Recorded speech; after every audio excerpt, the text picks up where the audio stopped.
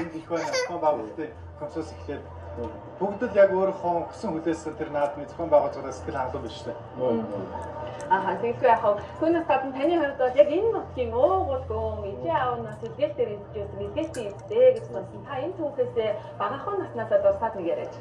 За тэгээ манай аав ээж Эрдэнэ хотод анх нөгөө илгээл дээр ирээд тэгээд Эрдэнэ төвд анхны илгээлийн эзтэй нэг энэ хотод танилцаад гэр бүлтэй болоод ингээд явсан. За миний бага нас тэр жигтэй Эрдэнэ хоттой холбоотой Эрдэнэ хоттой орсуудтай тоглож энэ хотын бүтээн байгуулалтыг өөрийн биеэр үзсэн гэж явсан. Тэгээд аав ээжийн маань бүтээн байгуулсан энэ хотыг үргэлжлүүлж авч явах өөрөг нь бидний үеийн ирсэн болов гэж бодож байгаа. Тэгээд өөрсдийнхөө чаддаг мэддэг зүйлээр хотоо сайхан болгох, гоё болгох талтай хичээн үйл ажиллаж байна.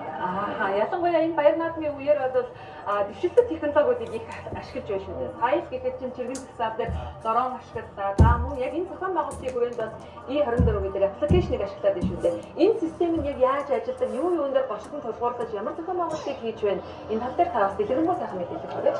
За баяр наадамтай холбоотой гэх юм бол бид нар одоо нөгөө баярын бүх хөтөлбөрүүдийг аппликейшнээр явуулж байна. За яг одоо болж байгаа, хаана болж байгаа, хэрхэн яаж очих вэ гэдэг юм уу бүх зам мэдээллүүдийг өгч байна. За нөгөө талд нь нөгөө амралт зорчиг буудал, гэр сууц, захиалгын үйлчилгээнүүд маань бүгд нэгдсэн байна. За нөгөө талд нь юу явж байна?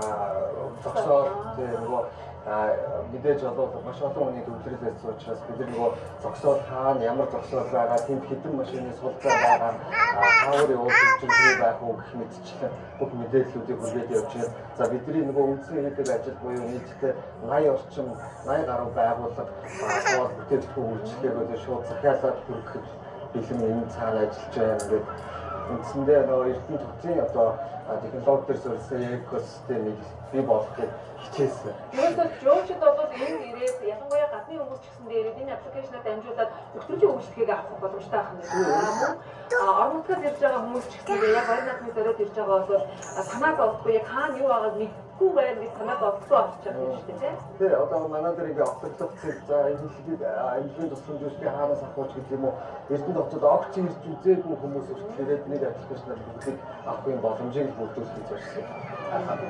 Эрдэнэ яг энэ олон залуучууд бол өөр өөрсдийнхөө сошиал мэдсэн зүйлийг хийж хэрэгжүүлж явж байгаа нэгэн төлөвлөлт таашгүй.